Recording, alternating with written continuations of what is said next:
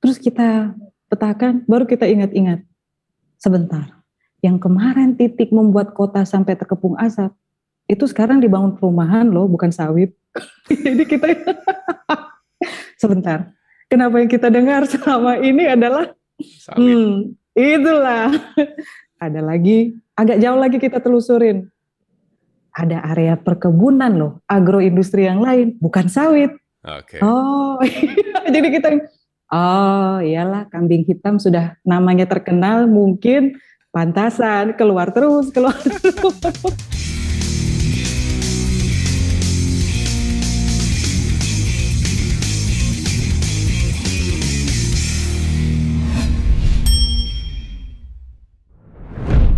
Jumpa lagi dalam Tagar Togar Podcast, saya Togar Sitanggang. Kali ini adalah perbincangan saya secara jarak jauh dengan Golda Meir atau Maria Golda Meir Mekhtania. Itu ya nama lengkapnya.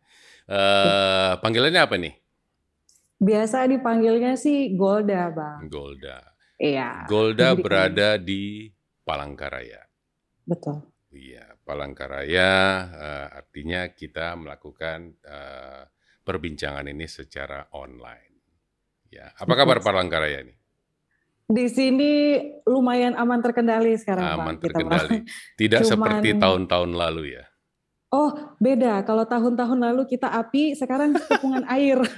Air kebanyakan Banjir. ya, banyak banjir yang biasanya Kalimantan, Palangkaraya, ya Kalimantan dan sekitarnya tahun-tahun segini itu, ya bulan-bulan segini itu biasanya air ya. Jakarta juga masih nggak banjir sih, tapi hari ini kita di September hujan.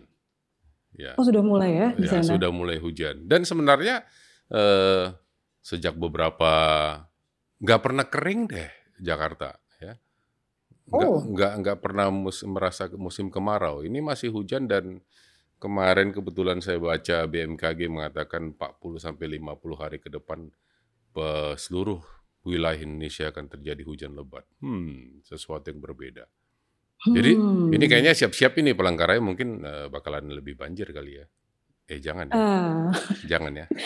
Jangan sih, Bang. Walaupun belum belajar berdampingan dengan COVID, gimana belajar berdampingan dengan air?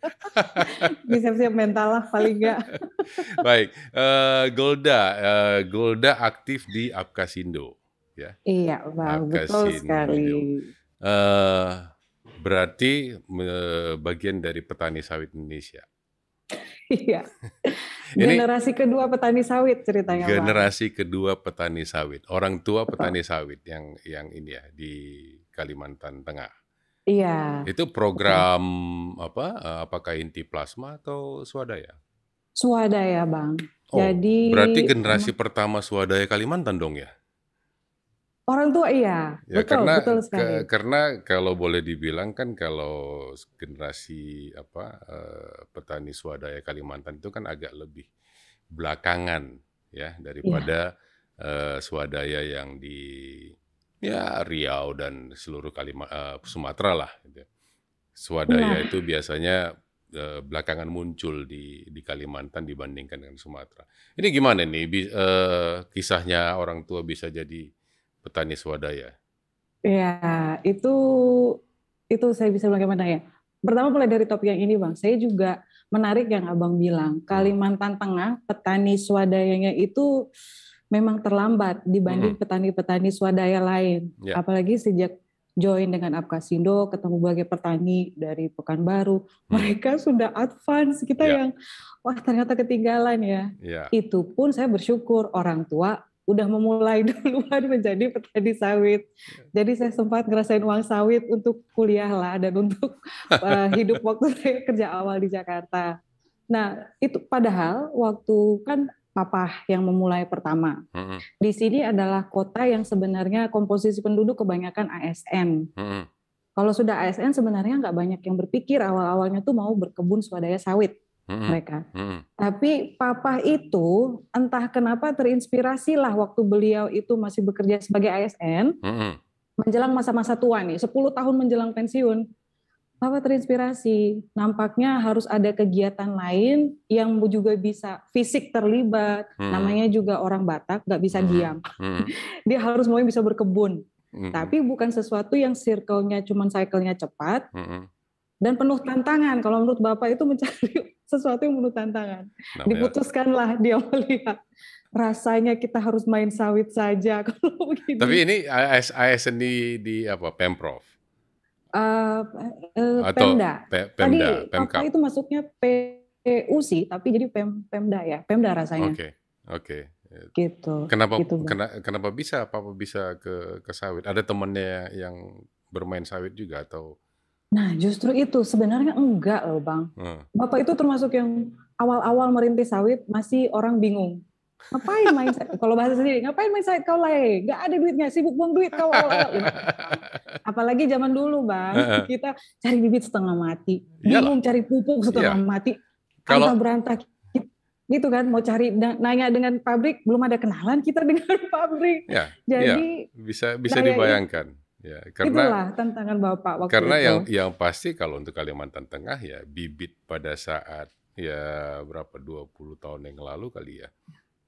Ya, 20 tahun yang lalu ya seperti tadi aku bilang Kalimantan Tengah itu atau Kalimantan sekalipun belum merupakan hal yang wajar untuk orang menanam sawit secara swadaya. Ya. Artinya bibit juga tidak bisa didapatkan dengan ya mudah-mudahan sih bibitnya benar ya, bibit yang tidak bibit yang asal-asal gitu ya. Mudah-mudahan papanya punya kenalan dengan beberapa perkebunan di sana gitu yang bisa mendapatkan bibit kali ya. Itu kali ya. Ya, sebagai angkatan perintis yang pertama biasanya harus ada rasa pahit selain asam dan manis sih, Bang. Jadi adalah bibit-bibit itu yang kita bingung, nggak berbuah-buah. Kenapa ini? Ya, karena ya itu dia kan karena kan sawit itu kan kalau orang tua saya bilang sawit itu seperti bayi. Ya.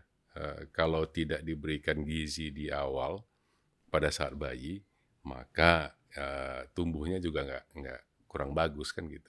Kita ini kan kalau kurang gizi di awal ya cuma sedikit lah persentase yang bisa menjadi apalah kita bilang gitu ya. Biasanya kalau ya tidak mendapat gizi yang benar ya tumbuhnya juga tidak benar.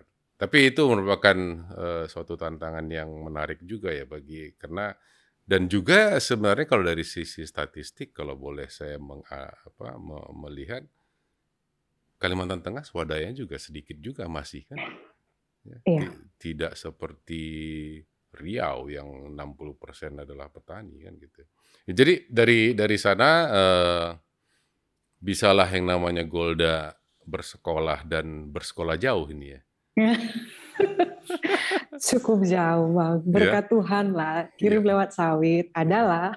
Ya, karena kan banyak yang mengatakan sawit ini itu, ya, tetapi mungkin Golda adalah contoh di mana dengan sawit ya bisa mendapatkan, bisa belajar jauh gitu ya. Karena kalau saya tahu Golda itu bersekolah di Eropa justru. Untuk ya saya nggak tahu berapa lama tapi pernah bersekolah di Eropa. Nah, dengan sawit bisa loh ya.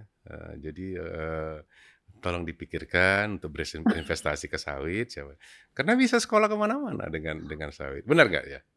Betul, Bang. Itu memang saya makanya tadi saya bilang di awal merasakan juga waktu habis lulus SMA mau ke kuliah, kita kan cuma taunya disuruh cari kuliah, cita-cita setinggi langit, dicarilah yang sejauh-jauhnya, setinggi-tingginya kan langit itu kan dikejar.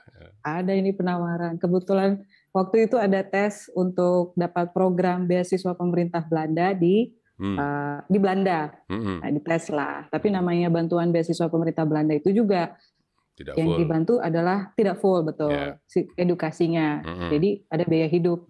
Nah, itulah ada memang tercetus Bapak. Ya, semogalah panen kita bagus. Rupanya panennya bagus, menjadi salah satu angkatan yang pertama, cukup terbeli lah itu dengan harga yang lumayan lah itu waktu itu. Jadi bisa berangkat. Tapi sekarang dengan kondisi sekarang mungkin sudah lebih banyak lah pabrik yang menerima buah petani lah ya di Kalimantan Tengah ya. Tidak Iya. seperti dulu. Bisa kebayang tahun 20 tahun yang lalu ini mau dijual kemana gitu ya sawitnya ya. Gitu ya. Ya. Kita mencari info jual pabrik terdekat pun, maksudnya waktu jadi petani swadaya mencari infonya kan 20 tahun lalu Bang, untuk mendapatkan PKS nggak gampang. Ya. Kita kan bingung, jadi lewatnya yang mana? Apakah kita yang Ini ada PKS mereka maksudnya pabrik kelapa sawit ya, bukan Iya. PKS partai ya. Iya, pabrik. Oh iya, jangan tersalah, tidak asosiasi warna. Ini adalah pabrik. Ya. Pabrik kelapa sawit. Ya. Tapi sekarang itu semua sudah rantai pasoknya sudah oke lah. Jadi sudah cukup tertata dengan baik. Masalah atau problem-problem di sebagai petani swadaya ya ini kan generasi kedua ya. Mungkin beda tantangan sebagai generasi kedua petani sawit di Kalimantan Barat pada masa zaman sekarang ini. Di Kalimantan Tengah Bang kalau aku. Kalimantan Tengah. Iya, kalau tantangannya nggak tahu solidnya persisnya bagaimana, tapi yang pasti ngerasanya sih sudah beda sekali sih kayaknya Bang, makin ke belakang sini sih Bang ya. Karena mungkin zamannya Bapak dulu, dia masih yang merintis, dia sibuk menggemburkan tanah, mengelola tanah, cari bibit, cari semua bahan-bahan itu, bingung cari pupuk yang benar, bingung gimana. Nah, baru dia agak sedikit berini. Sekarang banyak, apalagi dengan harga bagus, sekarang kita sibuk dengan cara bagaimana sistemnya kita bisa maksimal, supaya nggak dicuri-curiin. Ternyata banyak juga yang nyuri-nyuri di sini. Udah ketularan kalian dari Sumatera ya? Itulah. Katanya orang bilang, dari Sumatera sudah turun ke sini. Itulah. Udah datang yang dari Sumatera itu ke Kalimantan ya? Itu lagi. Belum kita nanti mencari karyawannya juga yang mereka suka-suka mereka, karena kita walaupun bekerja kan kita tidak seperti perusahaan yang kasih paket komplit. Jadi nanti suka-suka mereka merasa dapat tawaran di sana lebih enak, kami pindah seenaknya, besok pergi. Dikira gampang cari orang ke kebun ini rupanya. Nah, jadi tantangannya memang berbeda sih Bang. Apalagi sekarang sudah mulai makin ke sini, beberapa perusahaan udah nanya, maaf Bu, tanah-tanah sertifikat kita bagaimana Bu? Berhubungan lagi dengan sertifikasi ISPO. Baik, siap. Isu lagi ada lahan. Aduh. Ya, isu, ya ini kan 20 tahun yang lalu ya. Pada masa itu isu lingkungan juga sudah mulai atau belum kerasa dibandingkan dengan sekarang misalnya? Kalau waktu itu belum ada terdengar sih Bang. Memang sangat-sangat menurut saya itu masyarakat awam umum pun, saya bandingkan saya bertumbuh dari saya masih SMA lah ya, menikmatinya itu, melihatnya tuh. Yang namanya isu-isu seperti yang saya gencar sekarang dengar itu belum muncul ke permukaan. Saya aja belum dengar. Padahal waktu itu kita sudah sering kabut, sudah sering asap juga. Tapi kita menganggap fenomena alam. Oh biasa tahunan. Cuman ngerasa tahun ini lebih parah ya dari tahun sebelumnya, gitu aja. Atau kalau misalnya banjir kita dengar di hulu pun karena sungai meluap, oh berarti hujan deras di ujung sana, di hulunya. Seperti itu aja. Kita nggak ada berpikiran langsung ke yang lain-lain. Nah itulah Bang, kalau berbeda dengan sekarang, tiba-tiba kan asap sedikit aja udah, asap sedikit aja udah. Iya, asap sedikit sudah rasanya inilah perusahaan, lagi perusahaan. Nah, itulah yang rasanya saya sendiri ngeliat perspektifnya beda setelah saya kembali tinggal di sini, benar-benar jadi full time petani sawit. Melihat sendiri, oh begini. Kalau dulu saya kan ada jeda, sempat saya ngelihat di sini fenomena, ngerasakan tumbuh kuliah, sempat kerja di Jakarta. Jadi ada sempat cuman mendengar-dengar. Dengar dari orang tua, iya nih kalau nelpon, ya biasalah deh musim kabut-kabut lagi, gelap-gelap. Oh gitu ya Ma. Begitu dibuka internet, kalau itu baru mulai pelan-pelan di belakangan. Sudah terjadi lagi nih, ulah-ulah nih, biasalah kayak gitu kan. Oh gitu. Memang waktu saya agak jauh, pola pikirnya itu memang berasa jadi, karena saya nggak ngelihat, agak kemakan dengan yang saya baca. Oh begitu kali ya selama ini ya. Oh, saya berpikirnya seperti itu. Begitu saya kembali lagi terjun, baru saya lihat. Ya enggak juga ternyata. Kita harus melihat sesuai konteks masing-masing. Ya, karena kan ya sebagai Indonesia yang tradisional ya membuka lahan itu ya apalagi kecuali yang paling murah adalah membakar. Ya. Sedangkan Betul. dan itu pun dituangkan dalam Pergub Kalimantan Tengah ada kan ya itu yang boleh membakar sampai dengan 5 hektar. Betul. Masalahnya dijaga nggak yang 5 hektar itu kan gitu. Iya. Nah, It- itu yang menjadi apa namanya? Dibakar satu jadi 10 kan gitu. Nah, itu dia Bang. Padahal memang tadi yang kayak Abang bilang, orang Dayak Nah, memang cara tradisionalnya membuka lahan ya begitu. ya nggak perlu orang Mereka, Dayak lah. Ya, nah itulah. di kampung kita di sana pun kalau udah mau buka lahan katanya di apa semak belukar itu ditebang-tebang untuk diratakan, ujungnya kan dibakar. Nah itulah Bang, sama Ya kan? sebenarnya Kita Bang. nggak perlu bilang hanya Dayak. Mungkin juga di Jawa ini juga begitu kan, karena itu yang paling murah. Gitu. Cuma Ya, masalah mungkin nggak tahu kalau dari pandangan saya sih bagaimana pengendaliannya, bagaimana mengawasinya aja. iya Bang, Dan betul Bang. dan apakah semua membakar untuk sawit? Itu Itu ya itu dari sebenarnya. pengalaman yang dilihat di Palangkaraya lah mungkin boleh diceritakan kepada seluruh halayak yang menonton podcast ini, membakar itu apakah hanya untuk sawit? Nah, jadi berkebetulan saya ini juga Bang sedang mengambil S2 lagi bagian hukum. Oh, Jadi sering kadang-kadang, karena saya ngerasa ini penting nih, saya mhm, kalau buta hukum enak-enak kali. mmm, Curhat lagi Bang, enak-enak kali nanti ke polisi itu datang ke kebun kasih surat cinta, tapi aku nggak ngerti apa-apa. oke Sedih kan? oke, Jadi oke lah aku harus tahu masalah hukum. mhm Jadi belum lama kita ngobrol-ngobrol lagi nih, mendekati mhm musim-musim ini biasa. Wah nggak ada api, sekarang kita ada air. Ngomonglah masalah api. mhm Terus kita bicara memetakan nih, kemarin ada area api di satu titik paling dekat dengan kota. mhm Ada jalan yang mendekati lingkar luar, ke arah yang menuju ke Kalsel, ada mhm jarak lingkar luar ke kabupaten lain. Terus kita petakan, baru kita ingat-ingat, sebentar. Yang kemarin titik membuat kota sampai terkepung asap, itu sekarang dibangun perumahan loh, bukan sawit. Jadi kita sebentar. Kenapa yang kita dengar selama ini adalah sawit, itulah. Ada lagi, agak jauh lagi kita telusurin. Ada area perkebunan loh, agroindustri yang lain, bukan sawit. oke. Oh, jadi kita, oh iyalah kambing hitam sudah namanya terkenal, mungkin pantasan keluar terus, keluar terus. Terus terang di 2015 saya pernah, berargumen seperti ini, dengan wartawan ini saya katakan, "Coba catat sekarang berapa luas yang terbakar dan buktikan tahun depan berapa pertumbuhan sawit di seluruh Indonesia." Pasti nggak match. Pasti sawitnya cuma 100, yang terbakar 500 bahkan 1.000.000. Tapi ya itu tadi, asap adalah sawit. Sawit. Dia, kita sudah sampai hafal itu. Tapi ya, Cuman itu menurut Golda gimana ya itu mengatasinya? Ini kan Golda kan komunikasi kan. ais, ais. Dikilik-kilik dulu ininya. Oh, ini kalau aku ngelihatnya Bang, Hmm. karena begini, uniknya setelah ngelihat di sini adalah begini.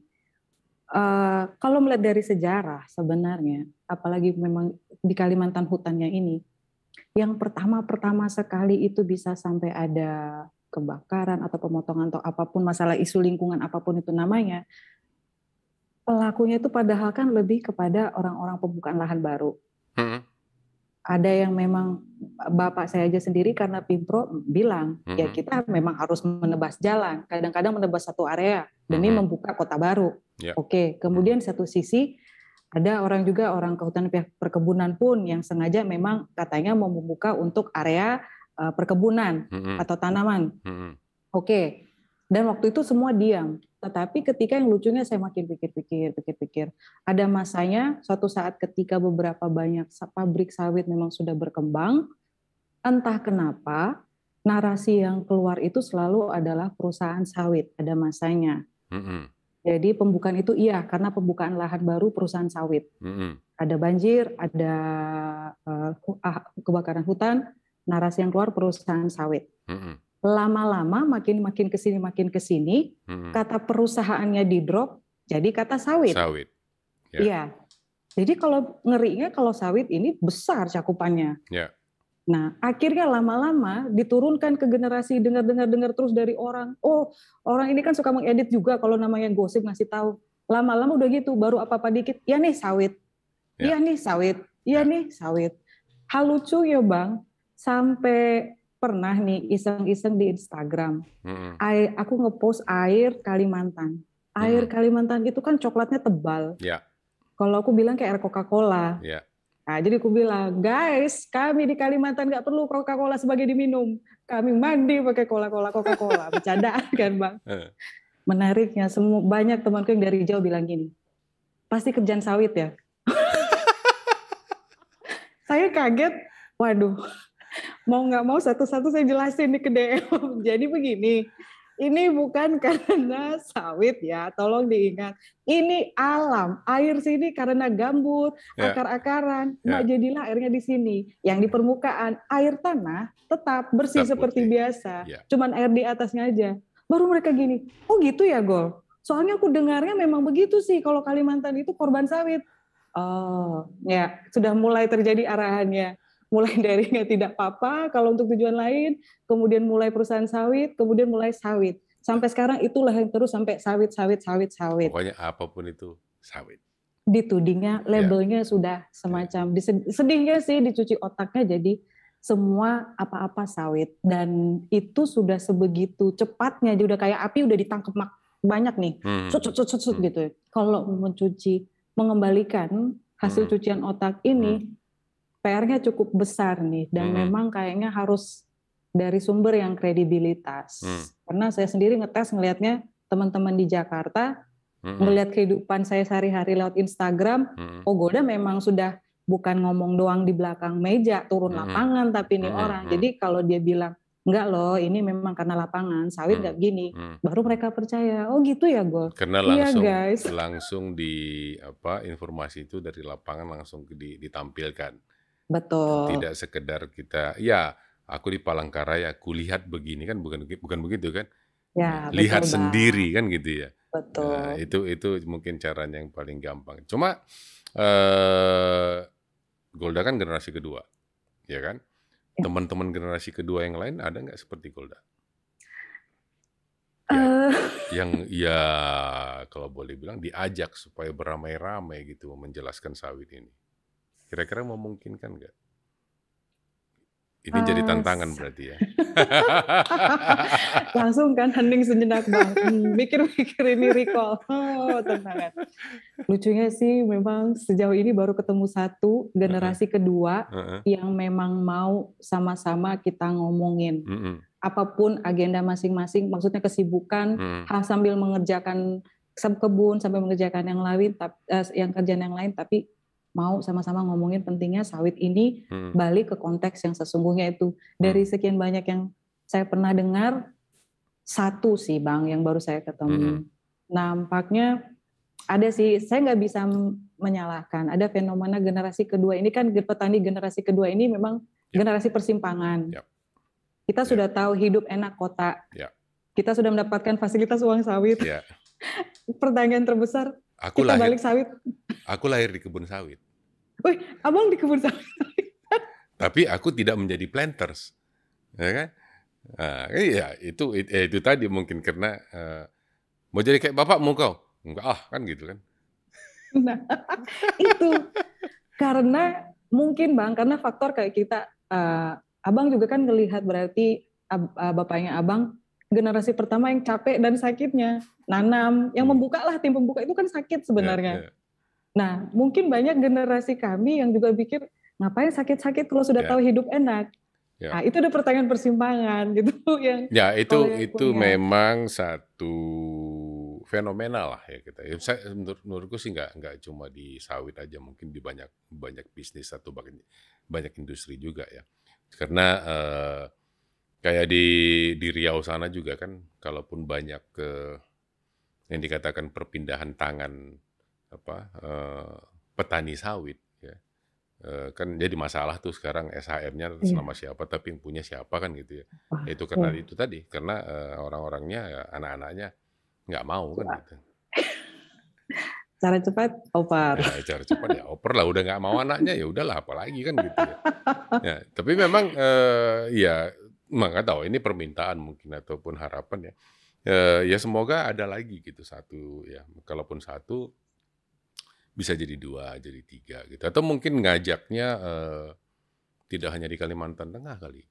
Mungkin dengan ada Apkasindo bisa saling apa istilahnya? Apkasindo Jilid 2, bukan Jilid 2 ya. Yang Apkasindo Youngsters gitu ya. Ya, itu mungkin perlu dibina juga kali. Ini sekedar usulan aja ini. Supaya tidak hanya yang para ketua atau pengurus-pengurus sekarang itu, yang muda-muda harus bisa ikut ini. Usulan. Wah, nangkep Bang. Ini ide Abang tadi ini langsung aku ngerasa mikirnya benar juga nih. Ngomong-ngomong dengan Abang, kita ngomong-ngomong kan tadi kasih tahu kenapa perspektifnya, fenomenanya. Mungkin memang kalau ngajak dia cuma satu kota tuh agak berat karena Ya. lingkupannya itu aja. Ya. Memang kayaknya harus bisa ngajaknya sekalian harus nasional. Ya. Dan dengan ini mungkin ya memberitahukan mereka dari sisi kacamata yang berbeda. Ya. Maksudnya begini, kalau Apkasindo mungkin terlalu untuk para generasi kedua itu, organisasi berat. Ada fenomena buat kita. Organisasi itu harus keren. Yang kayak Laigulet kan keren. Oh itu keren itu, abangku itunya. Ya, tapi maksudnya ya mungkin harus dipupuk ya harapan ini bahwa kayak Golda tadi katakan, ternyata begini loh, ternyata begini. Teman-teman Golda bisa melihat langsung gitu ya, dan bisa membuat atau bisa ya setidaknya dari 10 teman ada 2 yang oh ternyata kan gitu ya. Iya. Nah, kalau ada Golda lain itu kan makin banyak juga multiplier 2-nya itu kan gitu. Ini harapan karena iya memang pada awalnya mungkin sawit itu dibangun asal-asalan mungkin ya. Tidak mengindahkan kaidah-kaidah mungkin. Iya. Tapi kan makin ke sini kan Kebanyakan. kita selalu melakukan oke dibilang begini kita coba perbaiki. Ya. Saya kira juga di para petani swadaya juga ya yang tadinya begini dulu ya berubah menjadi seperti ini. Kan itu ada terus ada improvement ya untuk Pasti Bang. untuk perbaikan yang untuk kebaikan kan gitu ya. Iya, pasti Bang. Apalagi sama sebenarnya pengerjaan kebun itu juga mungkin hampir sama kayak pengerjaan bisnis juga. Ketika oper generasi 1 biasanya sistemnya begini, dia ngerasa udah kubangun begini, mau oper ke generasi kedua dengan berpikir juga kayaknya dengan yang sekarang enaknya sistem baru. Bagaimana kalau kita sesuaikan begini? Itu juga memerlukan waktu transisi. Betul. Generasi pertama tidak dengan semudah itu akan. Oh, kalau masalah itu nggak usah dengan kalian ya, yang antar generasi aja untuk berubah aja susah. Pak, Ibu mesti begini-begini. Nggak bisa Pak, kan gitu ya. Padahal ini konteksnya sudah usaha keluarga loh Bang. Ya. Kan kita sama-sama karena ini ya untuk rumah ini juga, untuk dapur kita ceritanya. Tapi kan ya, lagi-lagi kadang orang susah untuk berubah kan gitu ya. Ya. Tapi ya itu mungkin tadi saya harapkan. Kalau tadi katanya mungkin satu di Palangkaraya. Nggak tahu mungkin di Kalimantan Barat bisa nemu gitu ya, 1 lagi, 2 lagi. Dan membangun jaringan itu untuk bersama-sama menyuarakan. Itu harapan aku sebagai untuk para generasi second generation-nya petani sawit kali ya. Kemarin kita ada berbincang dengan Vina ya, yang penerima beasiswa gitu ya. Sama saja itu harapan yang aku mintakan untuk lebih menyuarakan seperti apa sawit itu. Siap, karena kadang kan kalau antar kalian yang ngomong lebih enak kan gitu ya. Iya, iya, Sesama iya. generasi itu yang berbicara, menjelaskan itu akan lebih enak daripada generasi yang sudah di atas menjelaskan ke bawah, banyak ngomong loh kan gitu katanya. Bisa Iya. jadi, alah karena ya sok-sok banyak pengalaman kan gitu ya. Iya, iya. Ya. Tapi kalau sesama kan kita alami seperti ini, itu beda ya. Karena merasa setara itu kan gitu ya. Nah, Setara wih. dalam arti ya setara untuk pada generasi muda bisa mengerti satu sama lain kan itu. Gitu ya. Ya, harapannya sih begitu Bang, pengennya. Walaupun memang kalau aku berbicara dengan generasi muda pun kebanyakan memang balik ya mindsetnya banyak yang tergantung apakah dia sudah sempat terekspos atau tidak. Mm-mm. Kadang misalnya ya dengan ngomong-ngomong di sini aja orang Kalimantan Tengah Mm-mm. sesama walaupun dia bukan petani, Mm-mm. keluarga petani kelapa sawit. Mm-mm. Tapi harapanku kan karena dia memang sudah melihat nyatanya ini secara nyata geografis apa yang terjadi di lapangan seperti apa, harusnya kan bertukar pikiran lah. Mm-mm. Maksudnya seperti apa Mm-mm. enaknya. Tapi memang kebanyakan juga yang entah bagaimana itu generasi muda yang sudah banyak menerima input luar lain sih Bang. Mm. Jadi Ya, kadang-kadang kalau sudah nerima input lain ini kita mau masuk itu sudah ada benteng. betul, Jadi PR-nya sudah kayak agak harus kita kecil-kecil kasih celah, betul. cari celah sekali untuk benar-benar yang ngasih konteks sebenarnya begini loh. Walaupun kita udah ngomong, loh ini aku petani, aku yang hari-hari. Ya, Tapi pasti ada argumen dia lagi yang lain. ya. Ah, kamu mah sebenarnya kan baru aja masuk. Kamu berapa tahun di Jakarta gini-gini. Loh, poinnya bukan saya sudah berapa lama. Mm. Saya sekarang mengerjakan turun Mm. tangan. Mm. Nah itu Mm. yang memang menjadi tantangan benar Bang. Harus bersama beberapa ini aku mau mencari juga generasi berikutnya yang memang bisa mencari celah untuk benteng-benteng ini nih di mindset masing-masing orang ini Ya, yang ribet. karena ya terus terang ya, lagi-lagi kenapa aku buat podcast?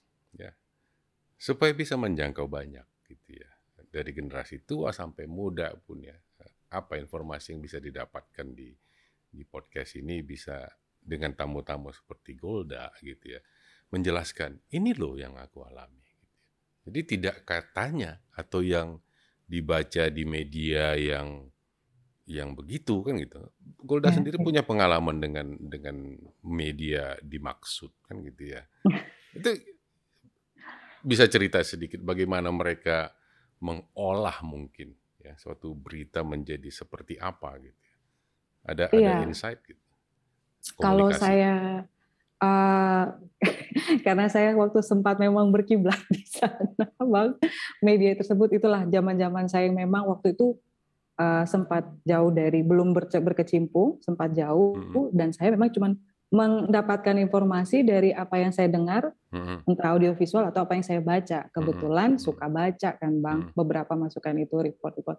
Apalagi kalau bisa ngeliat debit rapor dari Kalimantan Tengah, ternyata tidak diketahui di dalam itu sebenarnya begini, masyarakat aja dibodoh-bodohin, loh. Hmm. Sebagai ini kayak, Masa loh sih? aku kok nggak tahu selama ini, Iya. masa orang Kalimantan Tengah, ternyata sudah terjadi secara diam-diam tanpa sepengetahuan dengan begini.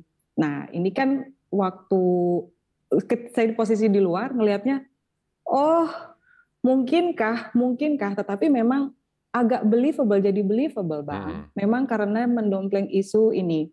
Jadi misalnya kan selalu yang karena dengan permainan dalam, sehingga kerap kali hal-hal yang seharusnya diatur, tetapi karena adanya kerjasama, nah itu kan sehingga sesuatu, anggaplah kita suatu perusahaan tersebut bisa melakukan yang seharusnya tidak lakukan dan berdampak kepada lingkungan. Yeah.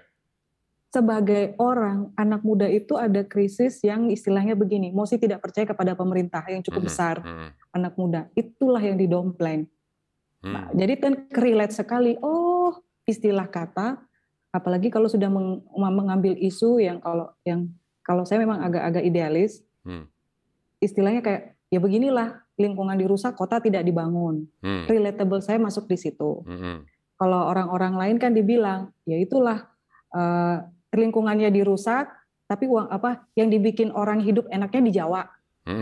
Uang diangkut, hasilnya diangkut. Nah, narasi dengan mendompleng yang seperti ini yang sering bikin kita relatable, ngerasa idealismenya inilah yang kayaknya.